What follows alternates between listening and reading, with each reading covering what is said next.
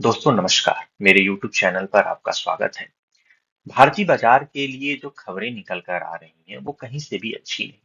जिस हिसाब से बाजार में गिरावट देखने को मिल रही है, वह निवेशकों के लिए एक बड़ी चिंता का कारण बन चुका है और ये समझ में नहीं आ रहा है कि बाजार आखिर इतना तेजी से गिर क्यों रहा है और इसके बाद क्या होने वाला है। क्या ये बाजार में जो गिरावट है, ये लगातार बनी रहेगी? इसके पीछे का कारण क्या है?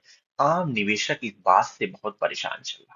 तो आज इस वीडियो के माध्यम से हम यही समझने का प्रयास करेंगे कि भारतीय बाजार में जो ये गिरावट हो रही है, ये क्यों हो रही है? आखिर इस डाउनफॉल के कारण क्या है? आज हम इस वीडियो के माध्यम से समझने का प्रयास करेंगे। तो आगे बढ़ते हैं। अगर हम रीजन की बात करें, कारण की बात करें, तो आज जैसे बाजार खुला, 1% की गिरावट हो गई। लोग रिकवरी की सोच रहे थे, बाजार में और गिरावट हो गई। और शाम होते होते जो हमारा सेंसेक्स था वो 1000 पॉइंट गिर गया। वहीं जो निफ्टी था वो 340 पॉइंट गिर गया, निफ्टी 50। और इसका दबाव बाजार पे इतना गिरा कि आम निवेशकों के लाखों करोड़ रुपए आज बाजार में डूब गए। इसलिए अब हम बारी बारी से समझते हैं कि आखिर वो कौन से चुनिंदा कारण हैं जो भारतीय शेयर बाजार के गिरने का कारण बन रहे हैं। आगे बढ़ते हैं। पहला कारण तो ये है कि जो यूएस इकोनॉमी का डेटा आया है, उसने पूरी दुनिया की बाकी अर्थव्यवस्था, बाकी बाजारों को प्रभावित कर दिया है।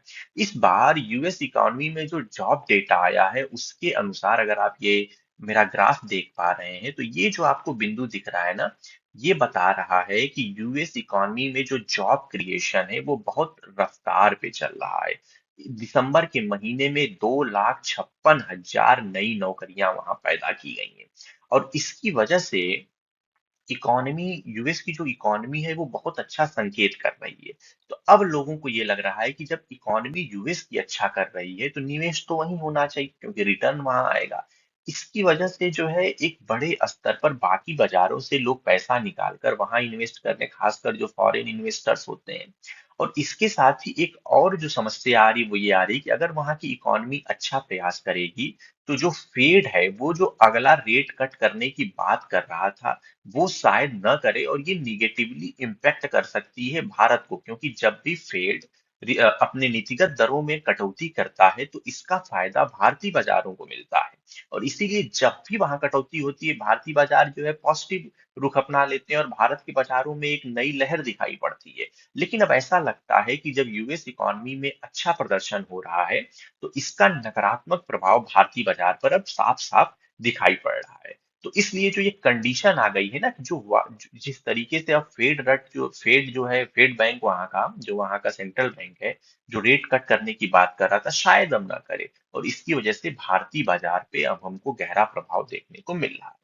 इसके अलावा अगर हम दूसरा बात करें, तो मैं कह रहा था कि अगर भारतीय बाजार में निवेशकों को अगर लाभ नहीं दिखेगा और उनको ये समझ में आ जाएगा कि इस समय जो अर्थव्यवस्था है अमेरिका की वो बेहतर प्रदर्शन कर रही है, तो क्यों ना वहीं पे जो है निवेश किया जाए।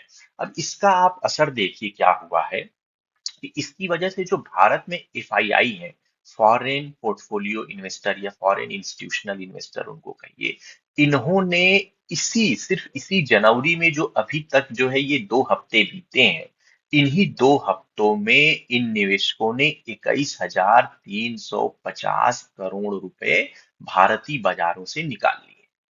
और इसकी वजह से बाजार में अगर आप जो है नेट परचेज और नेट सेल का डेटा देखेंगे 6 तारीख से लेकर और 10 तारीख तक का, तो आप देखेंगे लगातार नकारात्मक जो है रेट बनी हुई है। मतलब एफआईआई पैसा ज्यादा निकाल रहे हैं और वो खरीदारी कम कर रहे हैं, जिसकी वजह से बाजार पर अब इसका नकारात्मक असर दिख रहा है। लेकिन यहाँ एक अच्छी बात और है कि जो हमारा डोमेस्टिक इंस्टीट्यूशनल इन्वेस्टर है, वो अगर उसका हम नेट परचेज या सेल देखें, तो वो लगातार पॉजिटिव है। यानी कि जो घरेलू निवेशक हैं, वो इस गिरावट में बाजार में पैसा डाल रहे हैं। इसका मतलब ये हुआ कि ये जो बड़े घरेलू निवेशक हैं, ये मान कर चल रहे हैं कि बाजार की ये गिरावट तात्कालिक है और इसकी वजह से जो है ये लगातार अपना निवेश बढ़ा रहे हैं। एक कारण तो ये है कि जिस तरीके से फॉरेन इन्वेस्टर जो है इंडियन इक्विटी में सेलिंग कर रहे हैं, उस सेलिंग की वजह से जो है हमें बाजार में एक बड़ी गिरावट देखने को मिल रही है। अब अगले कारण की बात करते हैं। एक कारण ये है कि बहुत लंबे समय के बाद जो क्रूड ऑयल की प्राइसेज है, वो अंतर्राष्ट्रीय बाजार में बहुत तेजी से बढ़ने लगी है। और इसका कारण ये रहा कि यूएस ने जो है रशिया पे बहुत सैंक्शन लगा दिए हैं। सबको धमका रहा है कि रशिया से जो है कोई एक्सपोर्ट नहीं करेगा, कोई इंपोर्ट नहीं, मतलब कुल मिला जुला के बहुत सारे टैरिफ, बहुत सारे बैरियर, बहुत सारे सैंक्शन लगा दिए। उसके बाद से जो मिडिल ईस्ट में जो टेंशन चल रही है, जो युद्ध की स्थिति चल रही है, उसकी वजह से भी जो है क्रूड ऑयल के दामों पर उसका प्रभाव पड़ रहा है। और जब भी क्रूड ऑयल के दाम बढ़ते हैं, भारतीय अर्थव्यवस्था पे इसका नकारात्मक असर पड़ता है, क्योंकि जो हमारी फिस्कल हेल्थ है, क्योंकि हम तेल पूरी तरीके से जो है बाहर के देशों से इंपोर्ट करते हैं, और अगर क्रूड ऑयल की प्राइस बढ़ती है, हमारे फॉरेक्स पर प्रेशर आता है, जिसकी वजह से हमारा ज्यादा फॉरेक्स रिलीज होता है और हमारे इकोनॉमी पे उसके कई असर दिखते हैं, जिसमें एक बड़ा असर होता है महंगाई का। और आपको पता है कि महंगाई क्या है? महंगाई एक ऐसा इंटरेस्ट रेट है, या कहें एक ऐसा टैक्स है, जो हर व्यक्ति के इनकम पर लगनी ही लगनी है, चाहे आप अमीर हैं, गरीब हैं, सबको इस महंगाई का खामियाजा भुगतना पड़ता है। इसी कारण इकोनॉमी दबाव में आ जाती है, और अब बाजार हमें जो है निगेटिव रिटर्न देता हुआ दिखाई पड़ रहा है। अब एक और बात कर लेते हैं इसी से जुड़ा हुआ, वीकनिंग रिपोर्ट। रुपया बहुत कमजोर हो गया है, डॉलर के मुकाबले आज रुपये की वैल्यू 86, एक डॉलर आज 86 रुपए के बराबर हो चुका है। यानी कि अब जो हमारा इंपोर्ट बिल है वो बहुत ज्यादा तेजी से प्लस हो रहा है, बढ़ रहा है, क्योंकि हमारा रुपया लगातार कमजोर हो रहा है। इसकी वजह से क्या हुआ है कि चूंकि यूएस डॉलर लगातार मजबूत हो रहा है, तो जो यूएस की जो बॉन्ड यील्ड है, जो बॉन्ड पे मिलने वाला रिटर्न है, और जो वहां पे एम्प्लॉयमेंट डेटा बढ़ा, इन सारी चीजों ने मिलकर हमारी डोमेस्टिक करेंसी को बहुत कमजोर कर दिया है। इसकी वजह से मार्केट में सेंटीमेंट खराब हो गया है, और इस सेंटीमेंट का असर हमारे बाजार पे दिख रहा है, और हमारा बाजार लगातार नीचे की तरफ गिर रहा है। लेकिन यहाँ एक चीज और है जिस पर आपको ध्यान देने की जरूरत है, कि क्या जो ये हमारा रुपया गिर रहा है, इस रुपए को लेकर अब हम क्या इस बात को हम समझ सकते हैं कि क्या ये गिरावट कैसी है? तो अगर आप देखेंगे मेरे वीडियो की वजह से शायद आपको दिख नहीं रहा है, लेकिन रुपया तमाम इमर्जिंग इकोनॉमी में अभी भी डॉलर के मुकाबले सबसे कम गिरने वाला जो है करेंसी है। 2024 में जो इसमें गिरावट है वो सिर्फ 2.28 के आसपास की है, जबकि जो जापान का येन है, या जो चीन का युआन है, ये सब डॉलर के मुकाबले कहीं ज्यादा गिरे हैं। अब अगला बात करें तो ग्लोबल मार्केट से लास्ट की बात करें। अब आप देखेंगे कि एशिया के मार्केट से लेकर इंडिया के मार्केट तक हर जगह जो है इक्विटीज की खूब बिक्री चल रही है। बड़े स्तर पर फॉरेन इंस्टीट्यूशनल जो है बेचकर बाहर निकल रहे हैं। बड़े स्तर पर जो है लोग यूएस में जो है इन्वेस्ट करना चाह रहे हैं। और इन तमाम चैलेंजेस ने क्या कर दिया है कि जो हमारा फॉरेन इंस्टीट्यूशनल है, या फिर जो हमारा जो फॉरेन पोर्टफोलियो इन्वेस्टर है, वो लगातार बेच कर जा रहा है। इसकी वजह से हमें मार्केट में एक बहुत गंभीर गिरावट देखने को मिल रही है।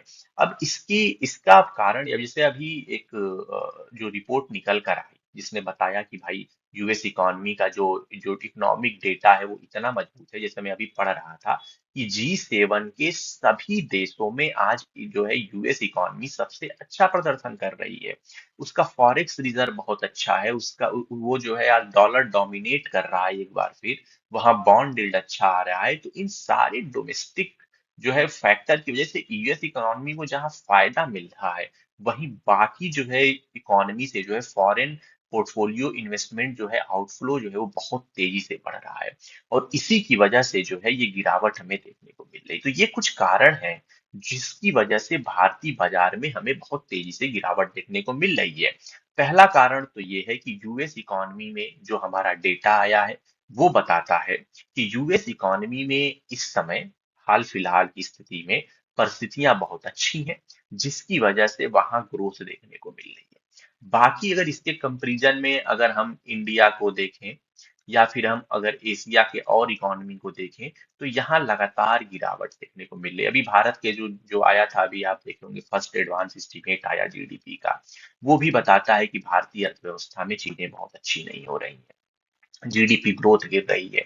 महंगाई का आंकड़ा ऊपर, खैर आज जो महंगाई का आंकड़ा आया है उसमें 0.2 की गिरावट हुई है, जो इकोनॉमी के लिए एक अच्छी खबर है। दूसरा कारण ये है कि जो फॉरेन इंस्टीट्यूशनल इन्वेस्टर है वो तेजी से यूएस इकोनॉमी की तरफ भाग रहे हैं, क्योंकि उन्हें वहां अच्छा रिटर्न दिखाई पड़ रहा है।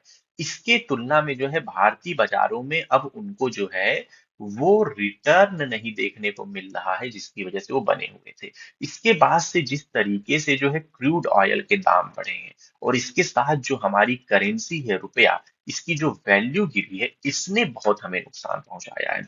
और उसके बाद जो ग्लोबल मार्केट से लैप होती, सारे कारणों ने मिलकर भारतीय बाजार पे बहुत दबाव दे दिया और यही कारण है कि हमारा भारतीय बाजार शेयर मार्केट लगातार गिरा और आज इसकी गिरावट तकरीबन 1000 पॉइंट हमारा सेंसेक्स गिर गया। हमारा निफ्टी 50 340 पॉइंट से ज्यादा गिर गया और यही बाजार का आज दबाव था कि आम निवेशकों को बहुत नुकसान हुआ है।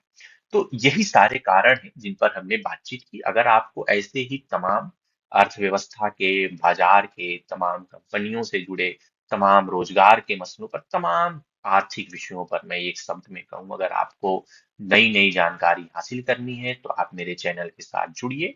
मेरा नाम विक्रांत है। मैं इस समय एनआईटी राउरकेला से पीएचडी कर रहा हूँ और ऐसे तमाम विषयों पर जो कुछ भी मैं समझता हूँ या पढ़ता लिखता हूँ, मैं आपके साथ साझा करूंगा। मुझे उम्मीद है कि आपको हमारा ये आज का विश्लेषण पसंद आया होगा। आप हमारे साथ जुड़िए। बहुत बहुत शुक्रिया। Thank you.